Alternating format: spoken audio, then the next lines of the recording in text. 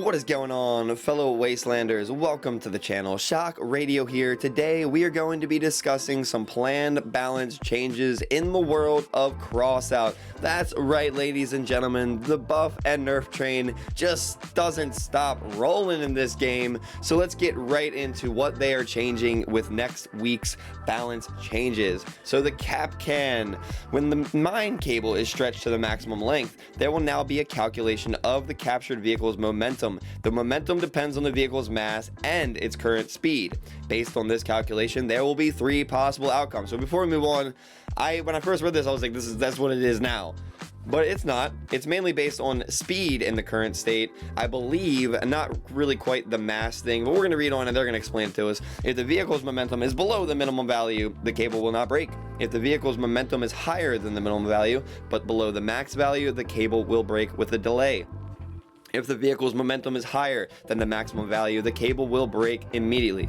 So before, they say, it was hard to predict how a Capkan mine would behave in a given situation. In almost identical cases, the mine would capture the player's vehicle or not capture it at all. This change should solve such issues. I absolutely agree. I've ran into Capkan so many times. I'm like, please let me go, please let me go, please let me go. It's based on a wing and a prayer, not really any mechanics. So now hopefully that addresses that issue. Now, for example, they say a vehicle with a mass of 10 tons needs to reach a speed of 100 to break the cable with a delay, or 160 to break it instantly. A 20-ton armored car would need the speed of 50 and 80 kilometers an hour respectively. So they are toning down or balancing the Capkan a little bit, making it a bit more predictable if you're going to be able to get past those pesky Capkans. So moving on, the Yotun finally getting some love. I invested in 2 Yotuns when the battle pass first came out because they weren't that impressive. So I figured out they're kind of cheap. They're battle pass item. You can't craft them in a few months. I'm going to pick them up. I regret it because the prices just kept plummeting and plummeting and plummeting, and they're not really that good. The incinerator outshines them in every way. So let's see what they're doing. The damage from the projectile explosion increased by 50%. The puddle applies the freezing effect 33% faster. The dev said at launch the weapon was not effective enough. These changes emphasize the main purpose of the howitzer and make it more powerful. Direct projectile hits on the enemy are now additionally rewarded, making the Yotun a slightly more self-sufficient weapon. So I'm wondering if Yotuns will be seen in Leviathan Clan Wars as much as incinerators. Right now, if you don't own incinerators and you want to get some uranium, incinerators are pretty good for getting uranium in Leviathan clan battles. So will the Yotun match it? We'll find out. So they're also adjusting the Tormentor. Since the ram and melee kind of mechanic changes a few weeks ago, they have been melee has been killing it, especially lacerators and lacerators and maulers. So let's see what they're doing to the old Tormentor. With more than one module activated simultaneously, the effectiveness of each subsequent module will now amount to 80% of the previous one. So the more Tormentors you have, the less effective each Tormentor will be. So multiple Tormentors installed in one vehicle at a time increase the effectiveness of this melee weapon too much, allowing players to destroy almost any part in one hit. This change does not affect the effectiveness of a single module in any way and does not impose hard limits on the installation. So the bonus from 3 Tormentors is now 70%, 56, and 44. Pardon my rounding down and estimating. So you get 170% for 3 Tormentors instead of 210% like it previously was. So yeah, they're toning down the effectiveness of the Tormentor now. You probably just want to run like 1 or 2, not 10. You know, people were literally putting 1 melee weapon and then all Tormentors. Yeah, you can't do things like that, guys. You can't. Devs get wind of that, it's over.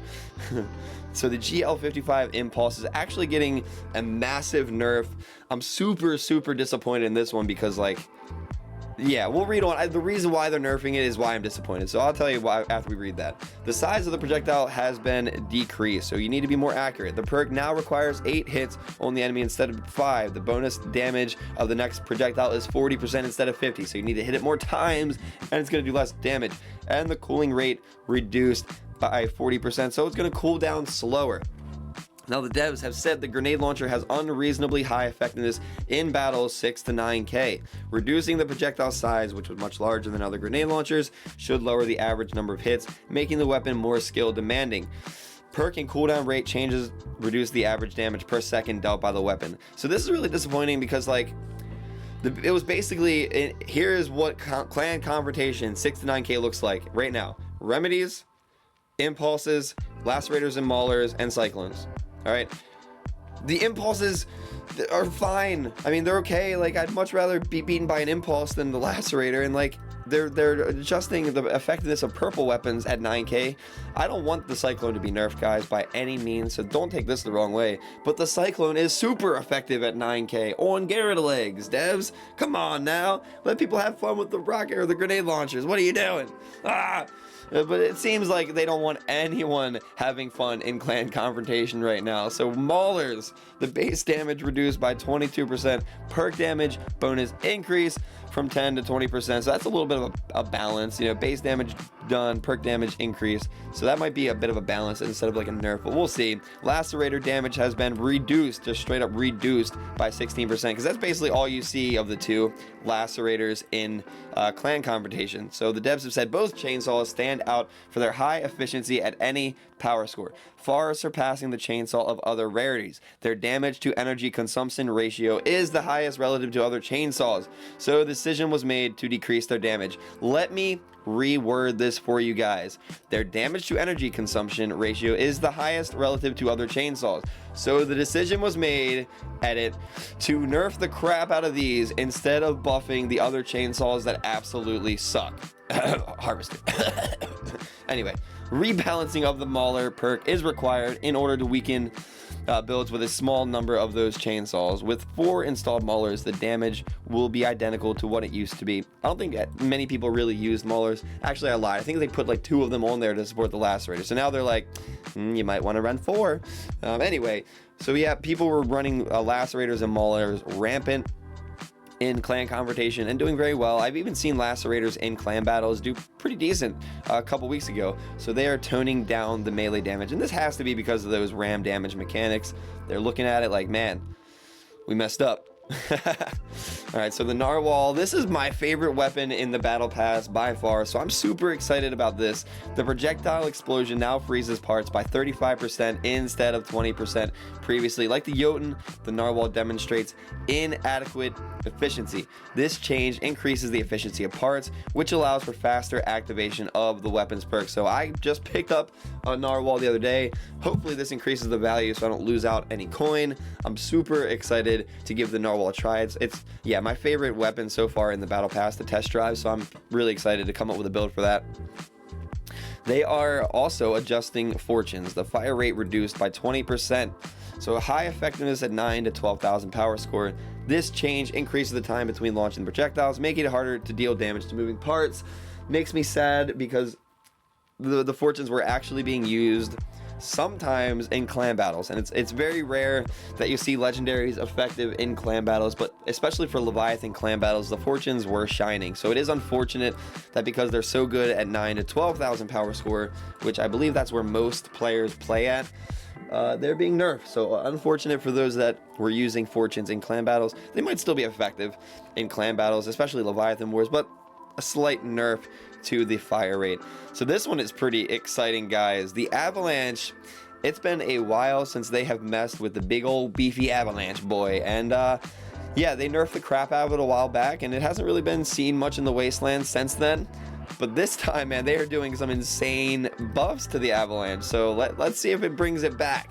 The blast damage increased by 30%. Holy crap. Penetration ability increased from 40 to 70%. Good googly moogly. Projectile flight speed increased by 24%. So they're not going to have much of a drop now. They're going to be more accurate. They're going to fly further. That's pretty awesome. Durability increased from 16 to 24 hundo points. Like, they nerfed the durability so people would stop face hugging. And now they're buffing the durability again. Mass increased from 3,500 to 53. The projectile impulse upon hit and recoil increase. So you're gonna have some more recoil, but the impulse is actually gonna be greater. So the devs have said the Avalanche is not a particularly effective weapon in its current state, used mostly at close range, which is contrary to its design. So I'm not sure why they gave it such a large drop, but they're fixing that. These changes are aimed at making the Avalanche's mid-range weapon for armored cars that are not the lightest in terms of mass. In addition to the balance changes, so before I go on, the Avalanche is getting a massive buff. We're probably going to see these everywhere, I feel like. That's a pretty big buff. I have a friend of mine that really loves the Avalanche. Haven't seen him use it since the nerf. I'm sure he's going to be dusting that thing off super fast.